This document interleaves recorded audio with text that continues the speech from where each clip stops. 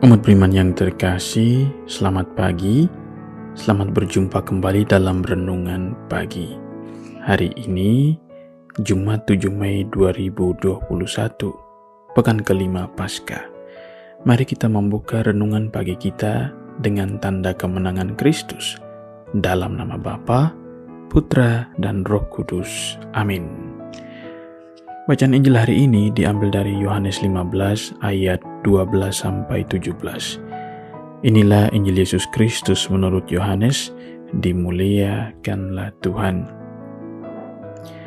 Dalam amanat perpisahannya, Yesus berkata kepada murid-muridnya, "Inilah perintahku, yaitu supaya kamu saling mengasihi, seperti aku telah mengasihi kamu. Tidak ada kasih yang lebih besar daripada kasih seorang yang memberikan nyawanya untuk sahabat-sahabatnya. Kamu adalah sahabatku, jikalau kamu berbuat apa yang kuperintahkan kepadamu. Aku tidak lagi menyebut kamu hamba, sebab hamba tidak tahu apa yang diperbuat oleh tuannya, tetapi aku menyebut kamu sahabat, karena aku telah memberitahukan kepada kamu segala sesuatu yang telah kudengar dari Bapa-Ku. Bukan kamu yang memilih aku, tetapi akulah yang memilih kamu. Dan aku telah menetapkan kamu, supaya kamu pergi dan menghasilkan buah, dan buahmu itu tetap, supaya apa yang kamu minta kepada Bapa dalam namaku, diberikannya kepadamu. Inilah perintahku kepadamu, kasihilah seorang akan yang lain." Demikianlah Injil Tuhan. Terpujilah Kristus. Umat beriman yang terkasih, apa kabar Anda hari ini? Semoga sahabat renungan pagi senantiasa bahagia dan diberkati Tuhan di hari yang baru ini. Dalam Injil yang kita dengarkan pada hari ini, Yesus melanjutkan kembali tema tentang perintah yang telah dikatakannya dalam ayat 9-10. Yesus menunjukkan dengan jelas perintahnya, supaya kamu saling mengasihi seperti aku telah mengasihi kamu. Perintah ini juga sudah disampaikan oleh Yesus pada bagian sebelumnya.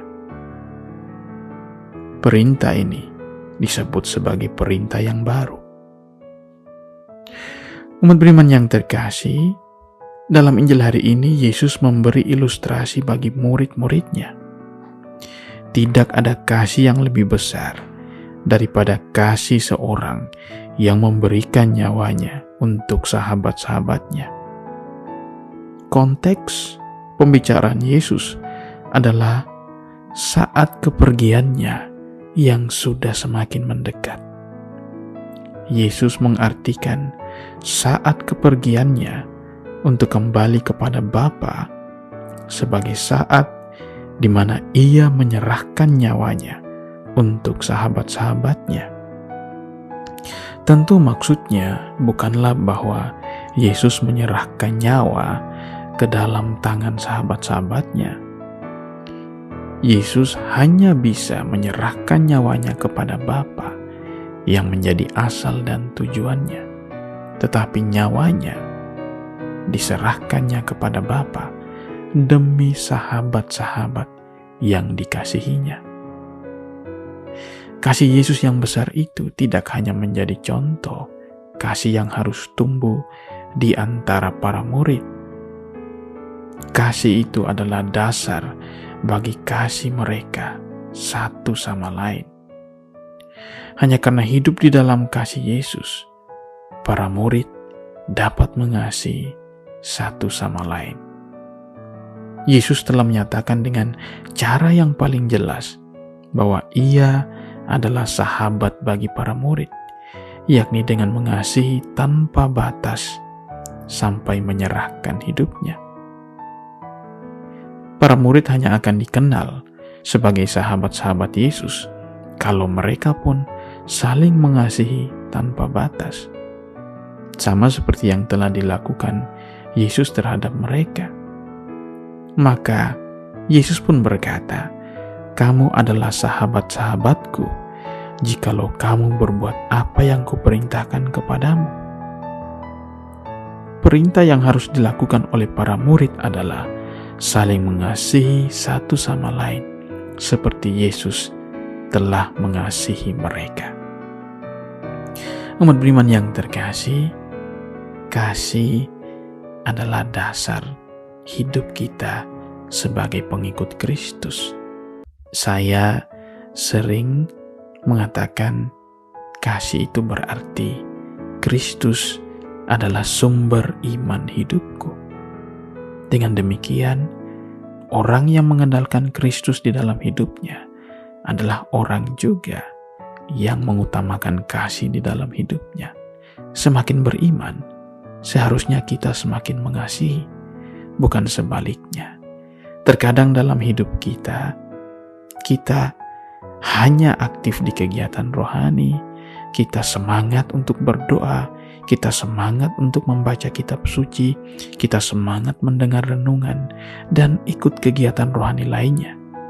Tapi setelah itu, kita lupa bahwa kita harus mengasihi sesama. Kasih bukanlah doa, bukanlah kata-kata yang monoton, bukanlah kata-kata belaka. Kasih adalah tindakan mencintai, mengasihi, berbagi dengan sesama kita. Karena seperti yang Yesus katakan, dengan berbagi dan mengasihi sesama, kita juga mengasihi Dia yang adalah sahabat kita. Mari kita memulai hari yang baru ini dengan semangat kasih. Tuhan Yesus memberkati kita. Amin. Semoga kita semua diberkati oleh Allah yang Maha Kuasa, Bapa, Putra, dan Roh Kudus. Amin. Selamat pagi, selamat memulai hari yang baru, dan sampai jumpa.